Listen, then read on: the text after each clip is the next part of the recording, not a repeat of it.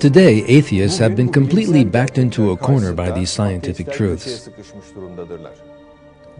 One example of the atheist reaction to the Big Bang Theory appeared in the 1989 article by John Maddox, the editor of Nature, one of the best-known materialist scientific magazines. In that article, called Down with the Big Bang, Maddox wrote that the Big Bang is philosophically unacceptable because creationists and those of similar persuasion have ample justification in the doctrine of the Big Bang. He also predicted that the Big Bang is unlikely to survive the decade ahead. Yet despite Maddox's optimistic statements, the Big Bang Theory has since grown ever stronger, and many more discoveries confirming the creation of the universe have been made. The fact arrived at by modern astronomy is this: matter and time were brought into being by an infinitely powerful creator who is bound by neither of them. The creator of the universe we inhabit is God, Lord of all the worlds.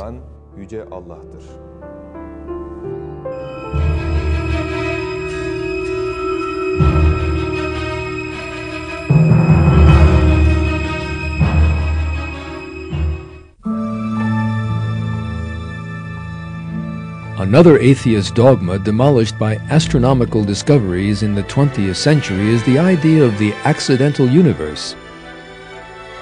The claim that the matter in the universe, the heavenly bodies, and the laws that regulate them emerged by chance with no purpose behind them has collapsed in a most striking manner.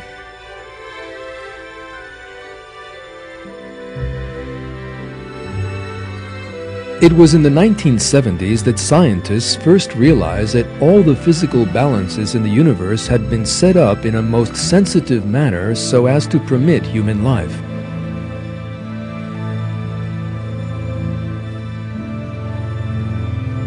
As research deepened, it was found that the physical, chemical, and biological laws in the universe, fundamental forces such as gravity and electromagnetism, and the structure of the elements had all been set up in the most ideal form for human life. Let us now consider a few examples of this.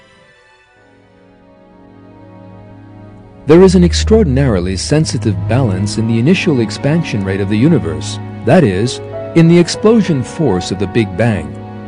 According to scientists' calculations, if the expansion rate had differed from its actual value by more than 1 part in a billion billion, then the universe would either have recollapsed before it ever reached its present size, or else have splattered in every direction in a way never to unite again.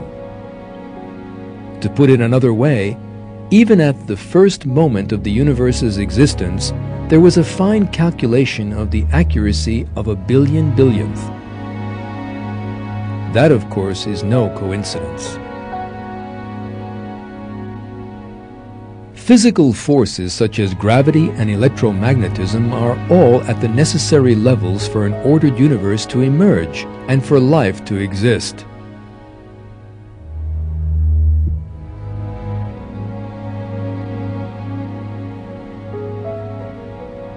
Even the tiniest variations in these forces, for instance differences of just 1 part in a billion billion billion, would have meant that the universe would be nothing more than a cloud of radiation or hydrogen.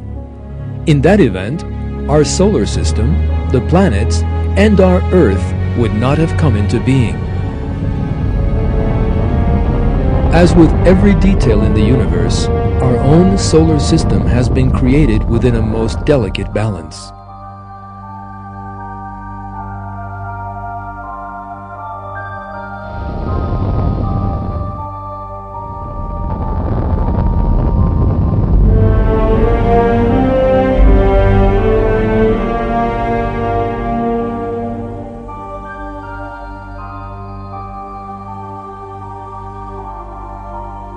The size of the Sun, the wavelength of its rays, and its distance from the Earth are all at the levels necessary to support human life.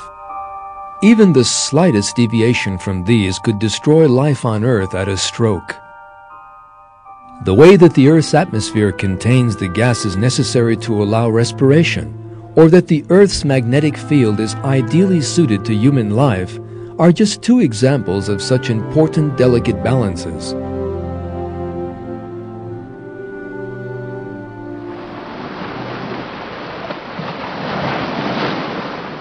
The water that covers 3/4 of our planet also contains features designed to support human life. Unlike other liquids, water freezes from the top down. That prevents the seas from turning into blocks of ice and allows life to continue.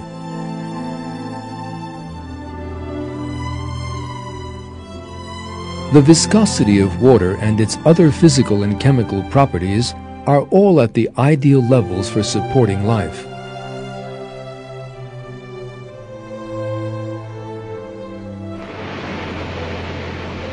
These delicate balances, of which we have seen a few examples, have led scientists to one important conclusion.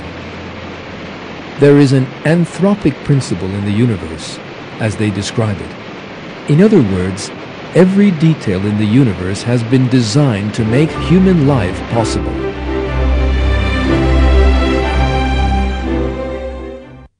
The interesting thing here is that most of the scientists who revealed that truth were actually materialists who had no great wish to reach such a conclusion.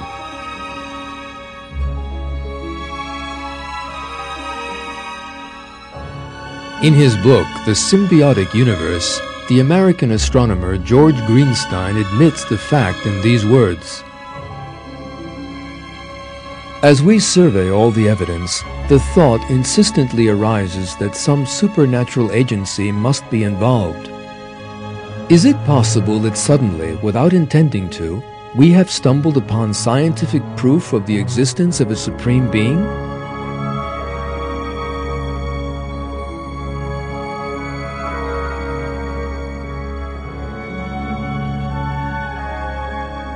In his 1998 book, Nature's Destiny, How the Laws of Biology Reveal Purpose in the Universe, the well-known molecular biologist Michael Denton makes the following comment: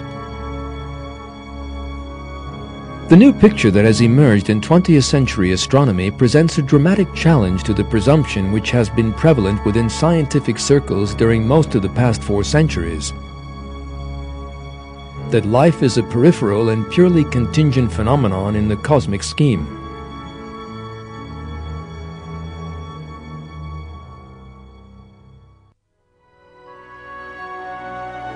In short, the concept of the accidental universe, perhaps the fundamental basis of atheism, has been totally collapsed.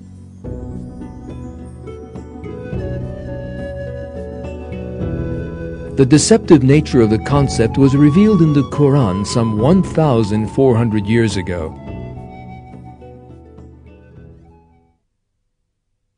We did not create heaven and earth and everything between them to no purpose. That is the opinion of those who disbelieve."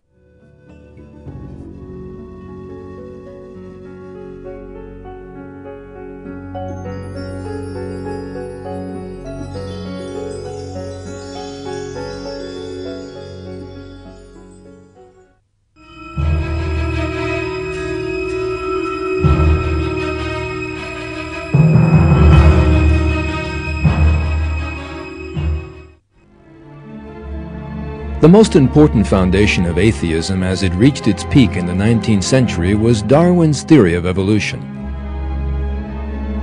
Darwin proposed that the origin of man and all other living things could be explained by unconscious natural mechanisms. In that way, he offered a false explanation for the origins of life for which atheists had been unable to account for hundreds of years. In fact, the atheists of the time rushed to embrace Darwin's theory. Beginning with Marx and Engels, 19th century atheist thinkers described the theory as lying at the heart of their philosophies. However, the major support of atheism itself collapsed with the scientific discoveries of the 20th century.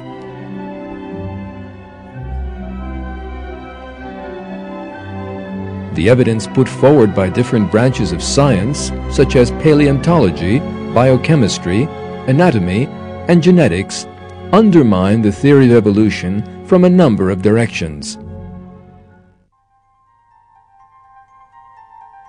Darwin had maintained that all living species were descended from a common ancestor.